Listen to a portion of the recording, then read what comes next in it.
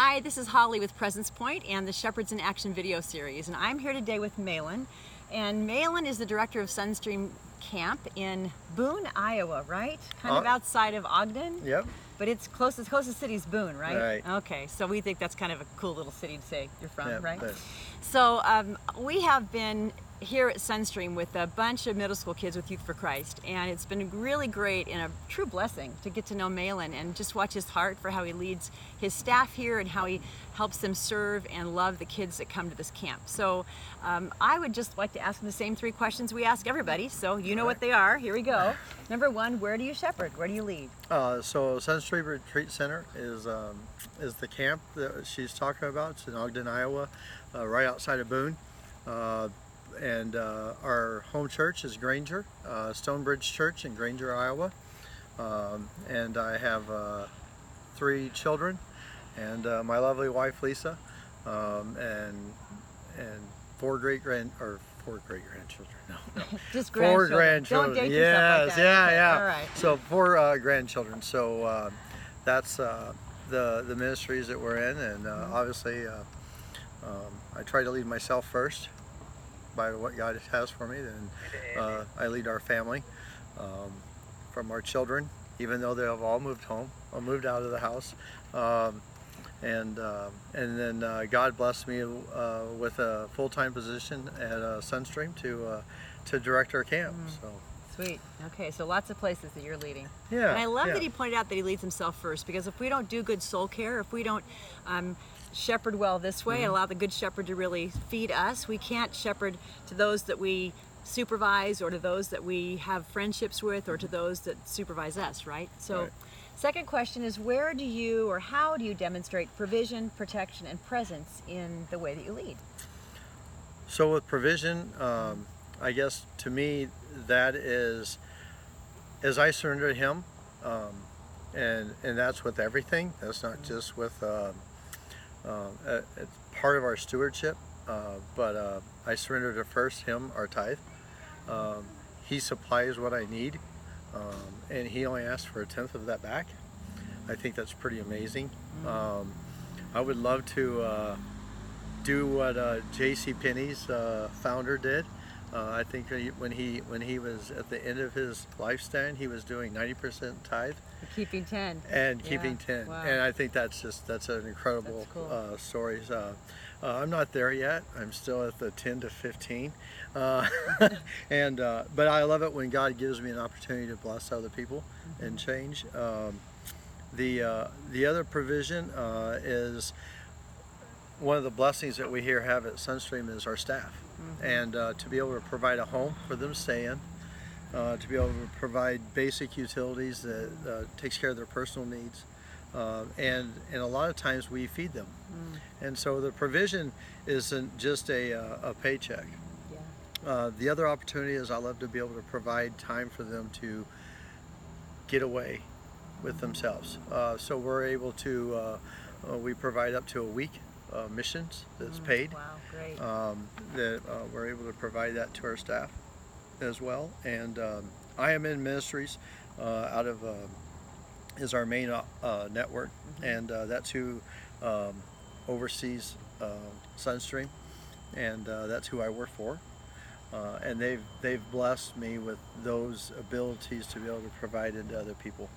And you provide even a home for retired RVers who come and volunteer their times, right? There's a whole other piece of provision. Yeah. For you. So RV Maps is a missions-based association that works through missions out of Assemblies of God.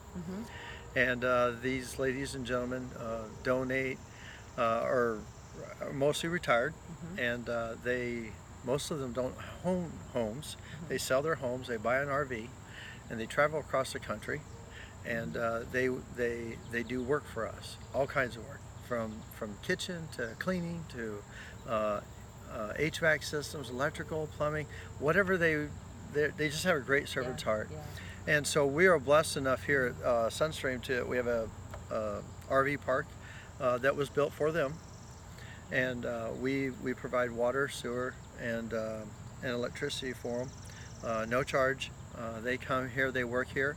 The other part that's really cool that probably most people don't know about RV Maps is for every hour they work, I pay $1 out of our budget Uh-huh. that goes to their missionaries. Oh, cool. So if they work 365 hours, then they get $365 for their mission that goes right to their missionaries pledge. Whomever they choose. That's Yeah. right. Oh, Yep. that's And we sweet. send that back Yeah. into our main office in Springfield, Missouri, and then they divvy that all up. Cool. And so Okay. I think that's just an awesome blessing that not only we get to give them a place to park their camper, they do the work for us, Yeah.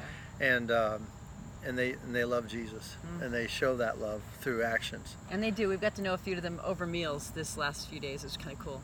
And I see how Mahlon also protects those who are here by making sure things are safe. And I love his presence. In fact, just watching him, when you don't know Mahlon's there, and all of a sudden you look in the corner and there's Mahlon standing back watching a presentation or just hanging out watching kids and talking to them, and it's very sweet. So tell me, what word of encouragement would you have for other shepherd leaders? I think the biggest thing that God's really instilled in me is it's very easy to be rude. We don't have to work at it, actually. Yeah. It just almost comes natural. It's horrible. But God tells us in Ephesians 4:29 that that we shouldn't let any unwholesome talk come out of our mouth. Amen. Yeah. And that's not just cursing, Right. which I think a lot of people see that and that's the first thing they think of. But it's really, it's rudeness. And anything that would tear down or not build up somebody. And it goes on to say that everything that we do, that it needs to be to benefit the person we're talking to, is not to benefit ourselves. And so many times we talk to benefit ourselves. And we're looking at that angle. And I think by, that's just one of those verses that I truly want to live by. And I want to be a man. If someone said, what kind of tree are you? I want to be a tree of fruit of the Spirit. I want to be a man that lives in joy. There's just no reason for us not to be joyful. What Jesus has done for us and what he does for us daily is just unexplainable to me. His endless love and grace and mercy. I don't deserve what he gives us, but his mercy to bless me anyway when I don't deserve it is just amazing to me. And to live in the fruit of the Spirit is I just think that's the way he wants us to live. Right. That's why he gives us that. And I believe that we're all given a seed of the fruit of the Spirit when we get born again and we give our lives to Jesus Christ. But it's up to us to water it and to feed it. And that's why getting in the Word, going to, taking time out of your schedule to go and volunteer for others like you guys have done. Just thank you so much. Put yourself to the side and start praying for others. It's amazing how God takes care of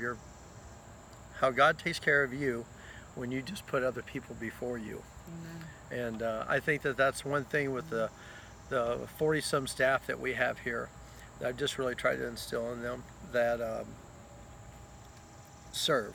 Have a servant's heart. And that means that when you serve, you don't expect something. Back, yeah. And if you give $10 and that person wastes the $10, you did what you were supposed to do. You were still obedient. Exactly. And I think that's it. Partial obedience is disobedience. Yeah. And so when yeah, delayed obedience is disobedience. I know. Yeah. So to me, that's I want to be quick to say yes. Yeah. And so many times I think our society, everybody wants to say no. And so as a shepherd, I want to say yes. I want to find that one that's decided to walk off from the 99. Wow, and he's done that over and over again this week. So you've seen Mahlon's heart. You saw that tear, I think, as well, because that's who this guy is, and that's what's impressed Doug and I so much. So I would just recap that by saying that encouragement is kindness, and no unwholesome word, whether it's inappropriate words, but it's also rudeness in people. And you're right, it's so easy. And then the joy and the fruit of the Spirit, and giving and serving. And that's really hopefully a word that all of you, I know it spoke to me. I almost couldn't stop listening because it just spoke to me so much today. So I hope it did the same to you. So may you live into your calling, and I hope you have a wonderful week. Bless you. Thank you.